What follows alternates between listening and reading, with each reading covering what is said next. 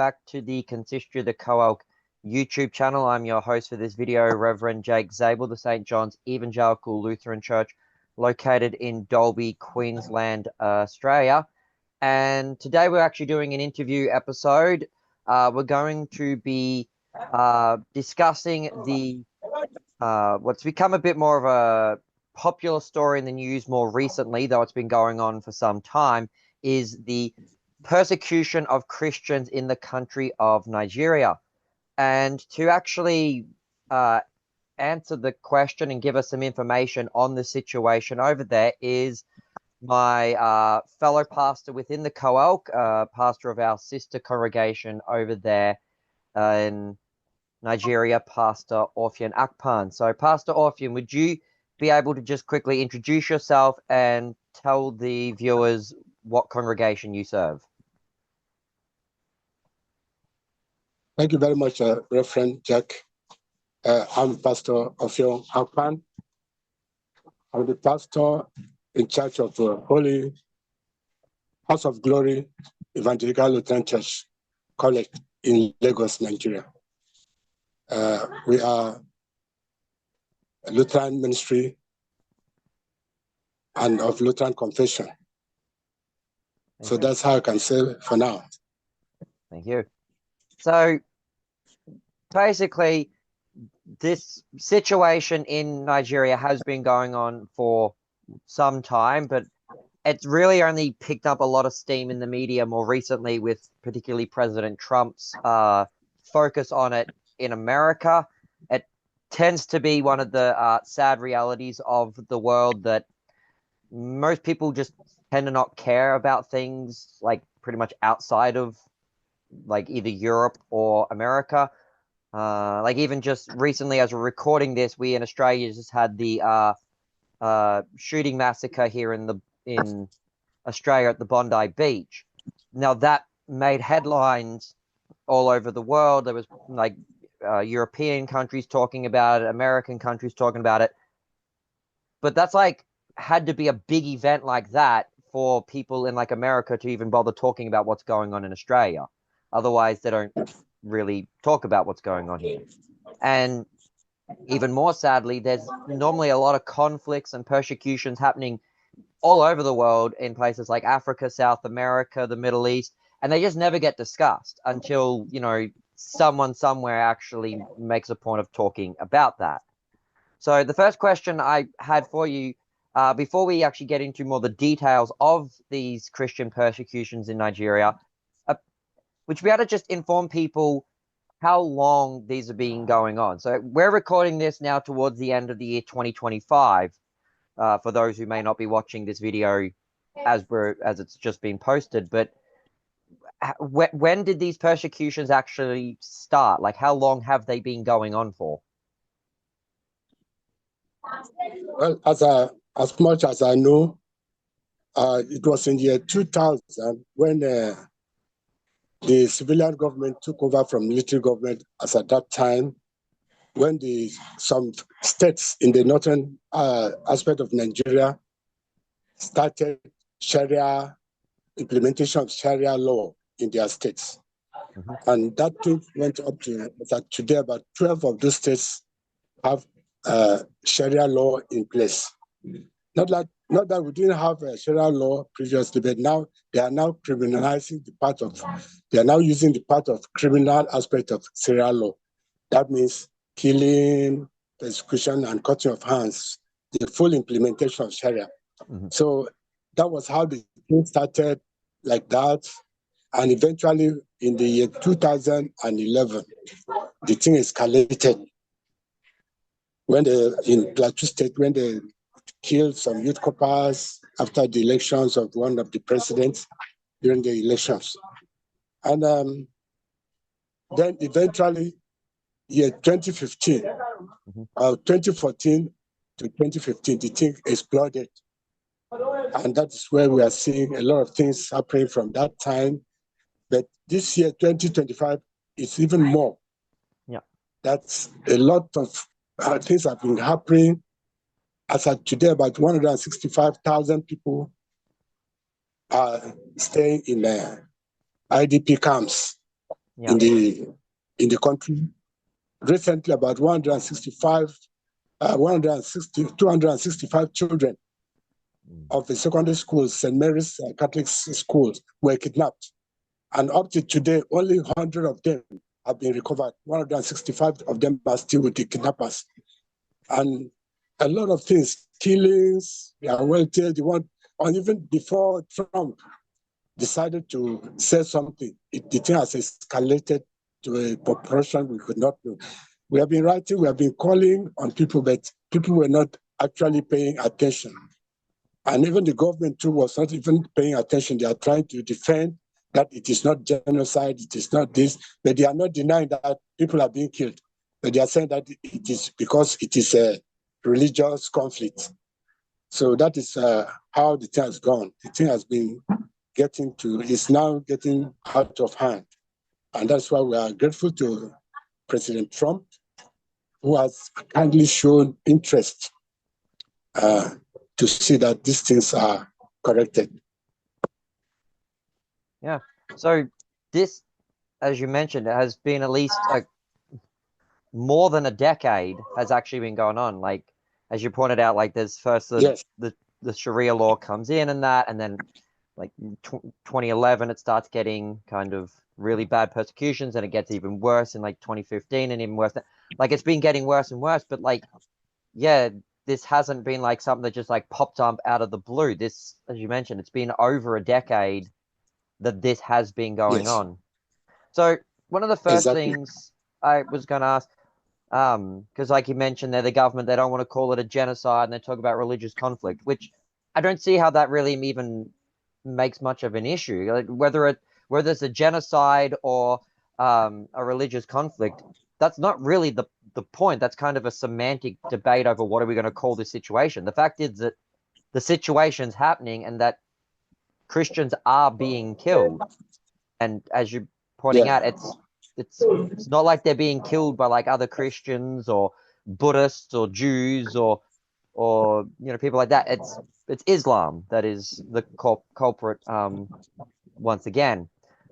So yes, how widespread is this in Nigeria? Like I've heard a bit how like it's particularly up towards the north of the country, but like how far spread actually is this within the country? Actually, it first started in the northeast aspect of Nigeria, but the thing has spread all over the place, all over the north, and it is spreading down. Recently, even down south, they are coming down south, they are kidnapping. You cannot just travel. Previously, now you cannot just travel by road easily like that. Everybody's skeptical you are afraid of people traveling on the highway because they can stop anybody anywhere. They just divided themselves all the way in so many forests, and they occupy forests, kidnapping people for ransom, killing people. Some people, ransom are even being paid, but they still kill the victim. We just got a pastor in a Evangelical Church recently. He was kidnapped with his wife and his daughter, and they paid a ransom, very big ransom, but the man was killed. Up to today, the wife and the daughter, they are using the wife and the daughter as a camera. They are now trying to talk, trying to make people feel the impact of what they are doing. Honestly, the situation, there's no changes. As at yesterday, a chief in one of the states and his people were kidnapped, but luckily the man found his way and escaped. So there's no day we have not gotten the news of people being kidnapped, killed, the people being raped, and so many things. They are now wiping out villages, and the Fulanese people are now coming to occupy those villages in the place of the owner of the land. People cannot go to the farms again. And even recently, soldiers have to lead some villagers to their farm. But even then, they were ambushed. And soldiers were killed, including those villagers. So that is the situation now, sir. It's quite a sad situation to hear what's going on in there, especially just the point you made about not being able to like travel on the roads safely anymore. It's one thing that a lot of people in like our country here in Australia and other probably Western countries, we need to count our blessings more over here and actually realize Certainly. what we've got, because like throughout world history, it's been like people traveling the roads could always be hit by bandits or thieves, and so generally you didn't travel alone, or you had to travel with weapons or with armed guards. And like at the moment here in Australia, I don't have to worry about that. Like it takes me from where I live to get to town, it's a half-hour drive in the car. The fact that I can get in the car and just drive there without worried about being like run off the road or shot is such a privilege that I have in this country, which is not something that is shared around the world. And so it sometimes it breaks my heart that you often see people in Western countries like Australia, we don't know how to count our blessings. And people, they have something go wrong in their life and they'll complain and they'll start to curse God. And sometimes you just want to stop and realize, like, actually, you have it really good here in Australia. Like the fact that you can travel on the road is just a privilege that not everyone gets. So, yeah, I hope many people in the Western countries actually see the plight that you guys are suffering, and they not only commit it to prayer, because that is ultimately the most important thing we can do, and the first and foremost thing we should do is commit it to prayer, but then also get behind initiatives to support it, like with what America's wanting to do, and other countries should get involved in well, of going like, yeah, you people in Australia, you have the privilege to just walk down the road safely. You know, in certain areas you don't want to go out at night because it may not be safe, but the fact that I could walk down the street during the day without, you know, fear of being kidnapped, you know, that's, I should count my blessings, and I should be working as hard as I can to make sure that countries around the world can also share that privilege, which is generally why I wanted to do this episode with you, because, you know, sure, it's been great that now there's been some awareness raised about this situation, but there needs to be more awareness raised. So I've kind of don't have many particular questions at the moment. I might ask them as we go on, but is there just anything specific more that you would like to mention about the situation over there in Nigeria and the persecutions? Well, we are asking for help. The Donald President Trump have tried his best. He's now surely involved trying to see that these things are caught. But then we have so many people in the displacement camps, IDPs, almost 600,000 are there as at now. And in the camp, they cannot go to their farm. They have left their villages, they have left their everything they have. They are just there in the camp. And the few help we are having is not even sufficient. So we are calling for assistance from other people all over the world to send us help.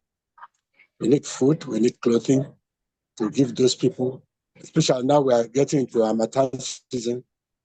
They will need something to cover up themselves. So that's what we are asking for. Whatsoever assistance that could be given to us, we will be very glad. Immediate help, like food and water and stuff like that. Is there, like, I know President Trump's talked about like the idea of even sending in like American military.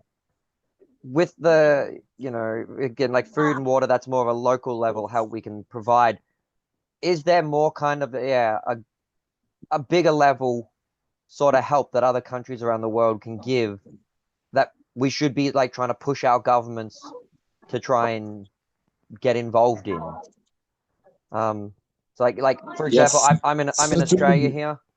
I was just gonna say, so like I'm in Australia here, like not that I can force my government to do anything, but I can petition them, I can contact them as much as I can talk to my local members. What would you like me here in Australia, what would you like to tell my Australian government they can do to help your situation? Yes, as it is now, the position is very clear. President Trump is leading, so it's up to the other governments to join hands to call upon Nigerian government to do something enough, even though they are trying to do some things. Recently, the president has just declared all the non-armed, non-official armed groups to be terrorists, and they want to deal with them accordingly. But we need more, that they should continue to fight them and make sure that all the atrocities are being stopped. So the other governments should continue to help us to talk to them. We have Australian embassy here in Nigeria. We have not been hearing much about them, except the American embassy, even the UK and other countries. Sweden, that is known to be a very peaceful country, and they have been talking, but I don't know what is happening. They are not talking about Nigeria's situation at all. We are calling upon them that they should say something. They should tell the government to wake up and assist them in any form they can to make sure that this situation is reversed. Yeah, well, the sad thing that our government here in Australia, they tend to be pretty left-wing and they tend to be silent on things like this, mostly because they don't want to offend like the Islamic communities. Like even just, I mentioned that just recently as we're recording here, we had like the shooting here in Bondi, and rather than the government addressing the actual issue and saying, okay, well, here's a problem with Islam, we need to deal with that.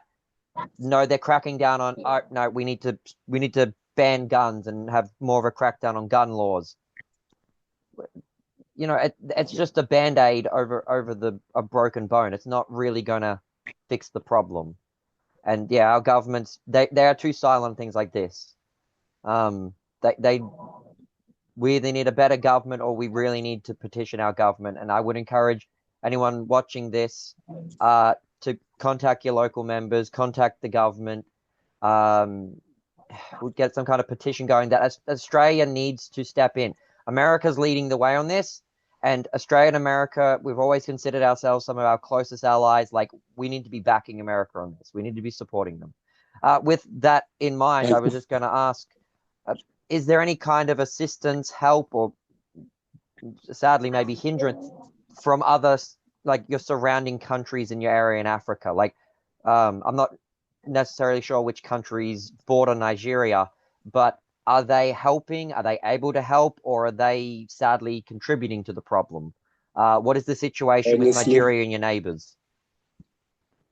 The situation is that the neighboring countries like Niger, Chad, people also are having problems.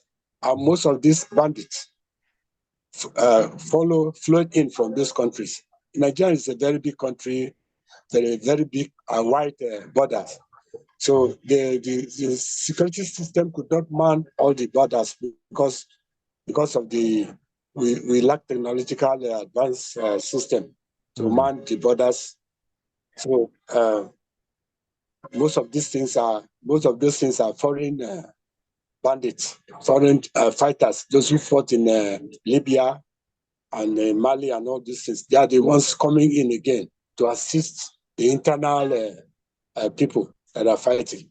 We have people from, they call it ISAP, Islamic System of West Africa, something like that, and so many groups that are operating in Nigeria. And they don't even speak any Nigerian language. You only hear them speaking Fulanese, and they don't hear anything like English. So what they ask is money or what, and all, just like that. So that's what we have. It's a very bad situation, I might say. But whatsoever the other countries can do, because West African countries around us, even recently, there was a coup plot in Benue and Benin, Republic of Benin, which is very close to the border here. If that Nigerian government decided to intervene, that would have been another big route to bandit entry to Nigeria. So that is the situation we have, sir. Alrighty. Well, thank you, Pastor Offiong, for giving your time for this interview and for helping give us some information as to what's happening there in Nigeria and for helping raise awareness on this situation. I was just going to say, for anyone watching, if they would like to help Pastor Offiong and his congregation there over in Nigeria, just contact me. I can either give you details of Pastor Offiong if you would like to send money directly to him yourselves, or if you don't want to send it directly to him, you can, or you don't have the means to send it to Pastor Offiong, because I know it has been difficult actually trying to send money to Nigeria, because there's certain payment transfer systems that they just don't work with Nigeria. So there's only specific ones that you can use. So if any of the viewers out there would like to help out Pastor Offiong, his congregation, his community there, I would encourage you to. You can either contact me and I can give you his details so that you can send him money directly, or if you don't want to do the direct transfers for whatever reason, you can also just transfer it to me, and I guarantee you that I will then pass it on to Pastor Offiong. So because I do have ways of getting money to him, so I can transfer that for people that don't want to do it themselves directly. But yes, I would definitely encourage people to help out if they can. I know everybody's got their own things they like to give money to, and there's always a million needs out there. But I think this is one that, you know, could be raised up the priority list a little bit in areas of giving. Especially at the time of recording here, we're coming up to Christmas. It's the time of giving. If you can give, I would encourage you to give. And if you can't give financially, again, that's understandable. Not everybody has that ability to, but the one thing you can do is to give your thoughts and prayers, and, you know, keep these individuals in your thoughts. And people sometimes think, oh, thoughts and prayers, that's just vain things. No, prayer works. Prayer is powerful. God tells us to pray. We have problems. Luther tells us in the catechism that, you know, we should pray to God first and foremost, that our God is the person we give thanks to when things are good, which we in the West here should be doing. We should be thanking God for all the many blessings and privileges we have, that we're not in a situation like this, at least not currently. So we should be thanking God for that. And at the same time, we should be going to God with whatever troubles we have. And so keep Nigeria in your prayers. Keep the Christians of Nigeria in your prayers. In my case, we pray every Sunday for you, Pastor Offiong, as well as our other sister congregations around the world. We make sure we keep you in our prayers, and I encourage other people to do so as well. And not just prayers. You can keep people in your thoughts. Thoughts is not a vain thing. Like, again, one of the things we pointed out at the beginning of this episode is that this conflict's been going on for over a decade, and yet it's only really now that it's becoming kind of more aware in people's consciousness. So don't just keep things in your prayers, also keep these things in your thoughts. Make sure that you don't forget them. There are so many conflicts and persecutions and issues that go around the world, and a lot of people, they go in one ear and out the other. People get really excited about something. They post a bunch of stuff on Facebook. Yep, we're for South Africa. Yep, we're for Ukraine. We're for Israel. We're for Nigeria. And then like the next week, they're onto something else. Don't forget things. Don't just let this be one time you thought about the Christians in Nigeria. Keep them in your thoughts. You know, share this video over and over multiple times. Make sure that this does not get forgotten until this situation is fixed. Let's not forget. And even then, when it's fixed, let's not forget that it's happened. Let it never forget. Lest we forget. We say these things in Australia. We say it in regards to like the World Wars and Anzac Day. We say, lest we forget. We don't want to forget. People mention it with like the Holocaust in Israel. You know, may we never forget. Let us may never forget this either. Remember the Christians of Nigeria who suffered. Even if this situation gets resolved, remember them. Remember that it happened to them. And remember that it could happen again elsewhere to someone else, or even to them again. We need to be vigilant with these things. So I would say pray for this issue. Think about this issue. And continue to speak about it and raise awareness. Continue to tell people about it. Continue to share it around. And then if you can, able to, send some money. Just, you know, just a little bit. Every little bit helps.